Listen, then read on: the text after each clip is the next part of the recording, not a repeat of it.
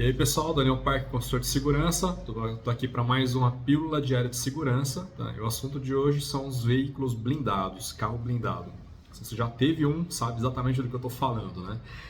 Qual a diferença no carro blindado com o carro comum? O carro blindado te traz uma camada extra, né, de segurança, porque te abre uma oportunidade de fugir, né, de bandidos quando eles tentam fazer um assalto à mão armada. Se você enfrentar, né, essa situação de tentativa de assalto, né, tentativa de roubo à mão armada, muitas vezes eles vão estar utilizando armas curtas, né? A grande maioria das vezes eles utilizam armas curtas. São armas aí com uma quantidade de energia no seu projétil um pouco pequena em relação às armas longas, né? A gente está falando aí abaixo de 800 joules, né? Então um calibre, um 44 Magnum, né? Que seria uma arma curta de maior potência que a gente tem aí, de maior quantidade de energia, gira de 800 a 1400 joules mais ou menos, tá? Enquanto um calibre 9mm ou .40 gira em torno de 400 a 500 joules mais ou menos. Questão de energia, né? A energia é o projétil vezes a velocidade, né, dividida por aceleração ao quadrado. Então a gente está falando aí de uma medida de energia que pode ser mensurada, né? Projétil mais pesado, viajando a uma velocidade maior, ela tem mais energia dentro desse projétil do que projéteis de calibre menor, né, e viajando a uma velocidade menor também. Então a gente tem aqui como base, né, a gente tem um divisor de águas aqui que seria o 44 Magnum, tá? E um revólver de 6 polegadas, a gente está falando de quase 1400 joules aí, né? Ou mais se for atirado de uma arma longa, por exemplo. Nós temos 3 níveis mais comuns, né, de blindagem aqui no Brasil. Nós temos o nível 2, né, o nível 2A, que seria um 2 enfraquecido, né, e o 3A, que seria o mais utilizado hoje nas blindagens do Brasil. Tá? Quanto maior o maior nível de blindagem, geralmente o carro fica mais pesado, né, e precisa ter um motor mais potente para poder ter mais manobrabilidade no veículo. Eu vou falar algumas marcas de blindagem que a gente está acostumado a ver aqui, a Infinity, a Avalon, a Imbra, né, que eles trabalham com algumas tecnologias. Né? O que popularizou a blindagem no Brasil é a Dupont. Né? Eles criaram a blindagem nível 2A, feita com uma manta, né, desenvolvida por eles, à base de Kevlar. Né? Então não se utilizava mais aquelas placas balísticas que são super pesadas, né? E isso acabou popularizando aí os veículos. A gente está falando aí ano 2000 mais ou menos, 2000, 2002, quando se popularizaram os assaltos à mão armada a veículos, e também aumentou muito a quantidade de sequestros, né, na cidade de São Paulo, na cidade do Rio de Janeiro, e isso acabou difundindo para modelos de veículo mais comuns. Né? Antigamente só quem era empresário, né, um artista, tinha lá os seus carros, né, essas SUVs, né, bem potentes, né, ou caminhonetes, né, mais potentes, e isso acabou popularizando. Então, uma camada extra de segurança seria o veículo, né, do dia a dia, né? Um veículo, por exemplo, o Volkswagen Golf, o Fiat Stilo, né? Que eram modelos aí médios, não tão potentes, mas que poderiam receber uma blindagem por conta, né, do baixo peso. E ter uma relação ali, um equilíbrio entre potência do veículo e o nível de blindagem que ele é capaz de suportar. Porque qualquer blindagem que seja vai aumentar o peso do veículo. A gente está falando de 200, 250 quilos, às vezes até mais, por conta do peso dessa blindagem. Né? Como eu falei, a Dupont ela popularizou a questão do material que é utilizado, né, nas blindagens, e isso vem até os dias de hoje, né? E algumas empresas que fabricam vidros blindados, por exemplo, né, a gente tem a AGP, que é uma fabricante internacional de vidros blindados, e a gente tem a Glass Shield. Né? A AGP eu conheço alguns modelos que inclusive nós tínhamos na frota, né?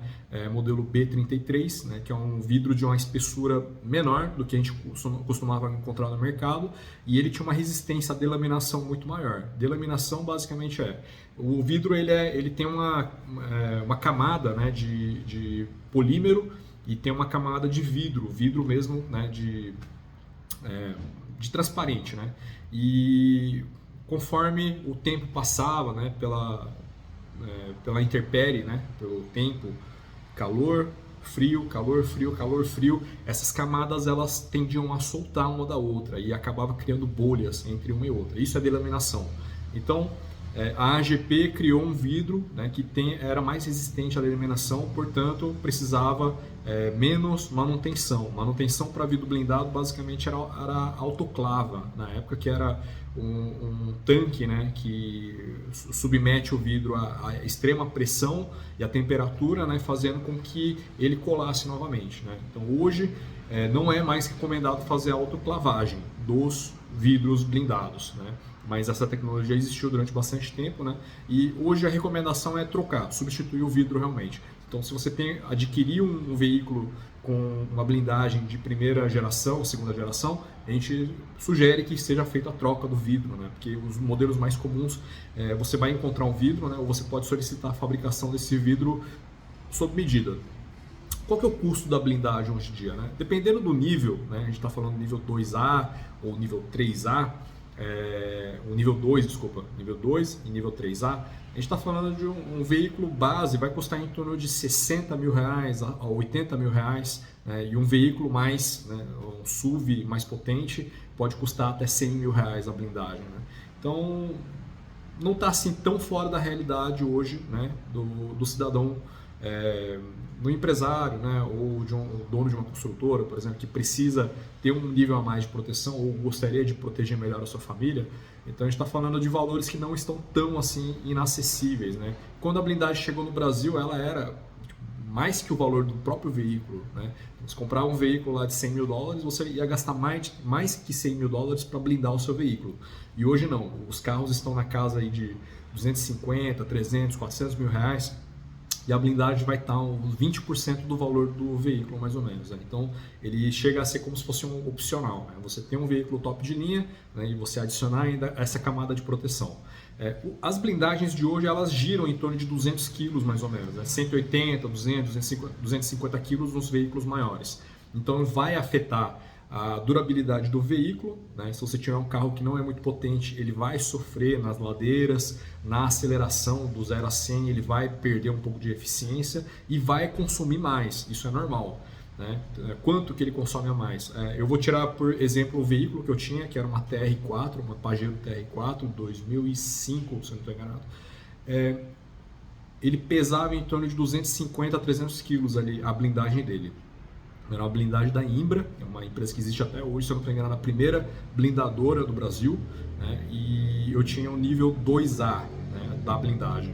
Então não era uma blindagem tão eficiente, né? Até porque a 2005 era comecinho ainda da blindagem no Brasil, né? Mas o veículo normal faria em torno de 9, né, 8,5, 9 km por litro de gasolina, e o veículo blindado não passava mais do que 7,5. Né? Fazia 7, 7,5 na cidade. Então ele sofre em torno de 10, 15, até uns 20% no consumo. Você tem um veículo um pouco mais potente, você vai perceber menos. Um Azera 3.3 V6, por exemplo. Você tem aí um consumo de 8 km por litro, o blindado vai fazer em torno de uns 6,5, 7 por aí. Então a perda de eficiência é um pouquinho menor. Porém, ele bebe mais sim, né? É como se você tivesse o tempo todo carregando alguém a mais no seu carro. E acaba pesando um pouco mais. Falamos da blindagem, falamos do material que é empregado. Antigamente utilizava-se muita chapa de aço balístico. Hoje em dia se utiliza muito mais um polímero, né, que é adequado a isso, né? O Kevlar, por exemplo, e também temos o Tuaron, né? São produtos, né, comercializados por empresas como a Dupont, né? A Tuaron, agora não sei, não me lembro agora quem é a fabricante, mas são materiais que estão homologados para ser utilizados em blindagem.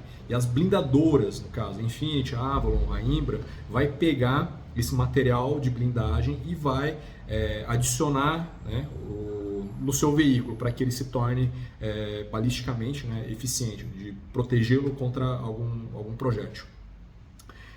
Que mais? Nós temos aí outros materiais que poderiam ser utilizados, mas que a tecnologia hoje ainda não permite. O titânio, por exemplo. Existem placas de titânio que poderiam ser utilizados em blindagem veicular, só que o custo dele é muito alto ainda, porque o titânio ele precisa passar por um processo de refino, né? E no caso é um compósito, né? Ele não é utilizado o titânio somente o metal, ele é misturado a outros materiais, e a elasticidade do titânio é muito baixa, portanto é difícil você trabalhar com o titânio da mesma forma como o aço e, no caso, a aramida ou o Kevlar, né? Ele é mais fácil de você trabalhar nele, né?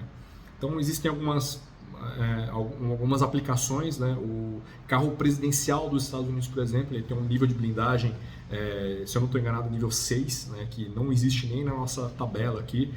O nosso maior nível de blindagem seria nível 4, hoje, que protegeria contra disparos acima do 762, né? O 762 OTAN, que é o 762 por 54. E a gente tem o 3006, né? Que já seria um calibre proibido até na época quando os calibres eram liberados, né? 3006, que é acima de 3.400 joules, mais ou menos. Então, o nível 6 deve proteger de um disparo de granada, né? Um disparo aí de RPG. Então, a gente está falando de algo que foge da nossa realidade. Para uso civil, é autorizado até o nível 3A. Tá? Acima disso, somente com uma autorização especial do Exército. Né? Hoje em dia, para você solicitar a compra de um veículo blindado, você precisa ter o CR. CR é um certificado de registro, né, com apostilamento dos materiais que você pretende adquirir. Né? No caso, se é uma blindagem de veículo, então o CR vai estar lá, blindagem veicular. Como é que a gente sabe se uma blindadora é boa ou não? Procure por referências, né, pelas certificações que ele obteve e também com o fabricante do veículo que você está pretendendo blindar. Tá? Se você tem uma BMW, se tem uma Mercedes, vá na concessionária e pergunte quais são as blindadoras que estão autorizadas, né, homologadas pela fábrica a fazer a blindagem do seu veículo. Se você pretende comprar um veículo usado, faça uma revisão geral dessa blindagem, você paga a blindadora, qualquer blindadora faz esse serviço, vai dar uma revisada geral, ver quais são os pontos fracos daquela blindagem e vai te passar um orçamento de quanto custa você fazer o reparo dessa blindagem também.